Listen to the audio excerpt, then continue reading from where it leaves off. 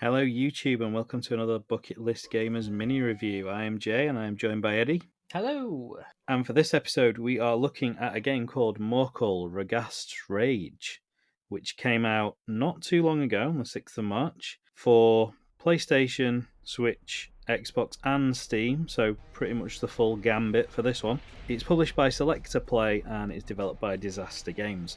You'll be seeing probably the intro as we speak now. Really pretty game, I think, is the first thing to say about it. We both commented straight away on the art style. The opening video, really nice. The gameplay itself, very Hollow Knight, I would say, like a Metroidvania feel on it as well, based on like the map that you can pull up and everything. So yeah, let's go with the character first. Really stylized demon type character that you play as, that is very keen to break the fourth wall at every opportunity. Yeah, he gave me a sense of Deadpool, Yeah, and I've read quite a few of the Deadpool comics, and it is all those sort of staring out of the frame of the graphic novel and the winks to camera and he literally in this jumps and grabs onto what is essentially what must be a cameraman, basically yeah. grabs onto the lens of the camera and starts talking to you, the player, that you're going to help him get out of this place that he's been put. I like it. I like the writing in it. I think it gives me a little bit like, was it Alien Hominid? Do you remember that game? Yes. It's like that vibe of like the tongue-in-cheek writing, the fourth wall breaks. I mean, the graphics are a step up from Alien Hominid, I would say, because that was a Flash game, wasn't it? And they didn't really change much when they made it into a real game. So the graphics are very much a step up. But I get that feeling from it, is like the way they play on the player and talk to the player. Like the whole thing starts as like your computer's essentially being hacked by him, doesn't it? And he's Yeah. talking to you through the computer, sort of thing. And yeah, essentially he's become sentient and knows that he's in a video game and he wants to get out of it. He's doing everything he can, but the creators of the game have done all they can to lock him in this dungeon and stop him from escaping. And you progress through, you unlock a few different power-ups almost immediately. The point the footage is playing now, I expect we've probably got at least one, if not both, of the abilities that you get early on. But then there's loads of like level up trees and stuff, isn't there, for the attacks and the jumps and everything like that. So there's plenty more to develop as you go through. And I think it's definitely something you'll need, because depending on how your gameplay session goes with this, the enemies sort of chomp up your health bar like a fun-sized Snickers, really. Yeah. One simple attack from the starting enemies knocks a good chunk off your health bar, so I think you're going to need those power-ups as you get onto later levels. Yeah, and you do get swarmed. I noticed even in the early going, you get swarmed. I mean, we were fighting like two dogs and two bats at the same time, and they were all coming for us. The bats fire projectiles, which you can repel back using one of your defense mechanisms if you time in spot on.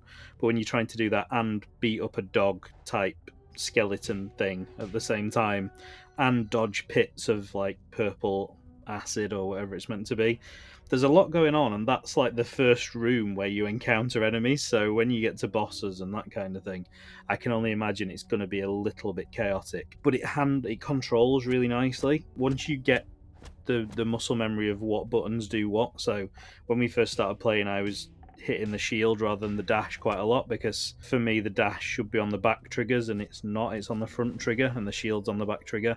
Once you get used to that, and I assume there's sort of key mapping and you can move stuff around. Once you get used to that, it's really intuitive. The jump is nice. It just feels like it goes far enough, if that makes sense. It's not a really short hop, but there are areas where you need the dash to then traverse over it. And it's just, yeah, all round, I think it's a really, really nice game. To say it's come out for 4 different platforms as well, there's obviously been some money invested in this. Yeah, and you can sort of tell that there's been a lot of effort put into it, full stop, really, because the opening animation looks very professionally drawn. Yeah. There were some Dead Cells, I think they were a fan project that got released onto YouTube, that were sort of like little fan videos about the snot thing from Dead Cells, and they're sort of quite humorous in the way that they play out, but this gave me very much those kind of vibes. It was that cell shaded borderline anime Yeah. art style, and I was a bit concerned when that finished and we went into the main game. I was like, this is going to be one of those games where it's got a really nice intro sequence and you start playing it and it looks like ass. And there's been no effort to the animation in game, and it all just looks like pre-render and just sort of like low effort snips off the internet and just a hack job. But the stuff in game's really well done. Yeah. Everything just seems to have a sort of magenta-y feel to it. It's like that pulse of just underlying electricity in just all of the animation. All of the sort of backgrounds have got something going on in them. It's not like it's just a stock back texture. There was some bits with mushrooms where you can sort of see spores floating through the air in the background, and I think that's quite a nice touch rather than just a matte backdrop. Yeah, it's very atmospheric, isn't it? Wherever you are, these dungeons, there's a lot of, like you say, the flickering light effect and stuff too, and there's a lot of background objects you can beat up and interact with. They don't do anything, but if you want to punch all the lantern things off the walls, you can do it. It doesn't get any darker, which is the only thing I could say that would have been a nice touch. If you punched all the torches off the walls, it got darker and you couldn't see as much as you could before. But other than that, it looks great, and it does give you that foreboding, I'm stuck in a dungeon, I need to try and get out of here thing. But he's sort of an anti-hero, isn't he? So you're helping him against your will almost as you play through the game. So it's a bit of a strange relationship. I assume at some point he's going to come good and you end up rooting for the player you're playing as rather than not. But yeah, it's a really nice, really well controlled, pretty game. And we dropped into a new area, didn't we, just before we stopped playing it? And all the backgrounds changed and it felt like you were in a different location. Whereas I think some of these games can suffer from you feeling like you're in the same place all the way through it, even though they're meant to be different biomes. Yeah, and I think that will probably help with navigation, because the map looks like it's going to be extensive. I mean, when you get given the map quite early on, you opened it and it was like we were in the top left corner of quite a large amount of black that we obviously hadn't explored. And my problem with Hollow Knight is that it all looks the fucking same. Yeah. The beginning of the game, particularly because it doesn't mark where you are on the map, and the map you fill in yourself as you meet map people. So they give you a piece of paper, but then you have to talk to the map guy to update your map when you reach a new area, and it sort of plots it out for you. I got lost and turned around so many times in Hollow Knight because it all looks the same. Yeah. Whereas there are distinctive areas. Well, in the early part, at least, I don't know, can't speak for later in the game. And also, I kind of have the feeling that the later bosses are going to be up against the developers. And they are probably going to self-insert themselves as like angels, because Morkull's got like a sort of god of death demon look to him. They're going to be glowing angels that are trying to purge this evil, and it again, fourth wall breaking and tongue-in-cheek humor, that sort of thing. I've just got that as an image of final boss. Either that, or you're going to beat a boss and then they're going to reprogram him to have like a stronger second phase or something along those lines. Yeah, it does definitely. The sort of meta humor in it is. I really enjoyed the writing in it. I thought it was really good. Some of the stuff in it genuinely made me laugh. Was it when you were talking to your little servant? And it's like, well, why haven't you turned against me like everyone else? And it's like, for script purposes. And it's just like, I thought it was really clever the way they'd done that, and I really enjoyed it. And I'm keen to keep playing it, which is always a good sign. Because I think with these games that we get given, sometimes we play them so we can talk about them. And sometimes if it doesn't hook you in, you're sort of like, right, that's done. As much as I think it's a good game, I might not play it again. And I think the same thing can be said not just this, but like our listeners might be able to relate to it in terms of like Game Pass and stuff. Games these days have to grab you almost immediately and pull you into wanting to carry on playing them, because you've got another 2,000 games for free that you can go, right, I've played this for 5 minutes and I'm not feeling it, so uninstall, get something else, try that.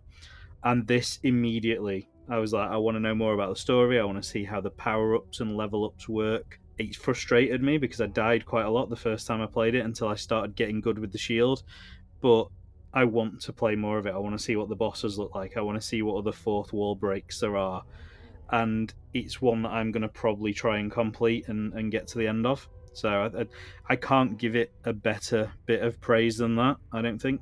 Yeah, I think it's similar to a piece of writing advice I was once given, which was, if you can't grab your readers within the first chapter, just don't write the book. If you can't manipulate your story to a point where you can grab a reader within the first chapter, then you may as well just not write the book, because people are just going to give up. And I think with how, to your point, how easy access stuff like Game Pass, films, TV series these days, just media in general, how accessible it is and how broad the scope is that you can just have for free once you've paid the subscription service. If something can't grab you anymore, then the developer has done something wrong, or the director has done something wrong. And I think this is a prime example of it's doing something right. Yeah. I'm not sure whether gameplay wise it's massively varied from other Metroidvanias, but I think the writing and the scripting and how almost immediately likable the main character is does a lot of the heavy lifting for it. Yeah, exactly. In terms of price, I'm just looking, because it's out on all 4 systems, there is actual physical releases of the game. So there's a standard edition, and there's actually, even for PlayStation 5, there's a collector's edition that comes with some postcards, some little stickers by the look of it, and you get some little goodies and extras in there. It looks like a soundtrack maybe, and a little, soundtrack, posters, stickers, the game. It's in a nice little slipcover. There's an art book. We all love an art book, don't we? So you can get that, and I mean, it came out at 60 quid, and it's currently £30.91 on Amazon. So for a collector's edition of this game for 30 quid, 20 quid for the standard one, 24.28 randomly for the Switch version, if Switch is more your thing. And we saw one, didn't we, in a shop like the day after it came out. We went into a local game shop and they had a copy on the shelf, and we're like, oh, that's that game that we've got to talk about. So that was really nice to see as well. And yeah, I would definitely recommend buying it. I mean, 20 quid there. I think it's like 15 quid on the Xbox store, because I don't think there was a physical release for Xbox. Same on Steam. Oh, it's $12.99 if you want the digital version on PlayStation. So if you don't want physical media, for 13 quid you can have this very competent, very fun little platformer, Metroidvania style platformer, I would probably describe it as. Yeah. But I think there's not a lot more we can say about it. The footage hopefully speaks for itself in how nice it looks and how well it plays. And if it's your kind of thing, go and check it out. And if you are a big fan of collector's editions, head to Amazon and pick yourself up a nice cheap collector's edition of a really good game. But until next time, I will say that is goodbye from me. That's goodbye from me.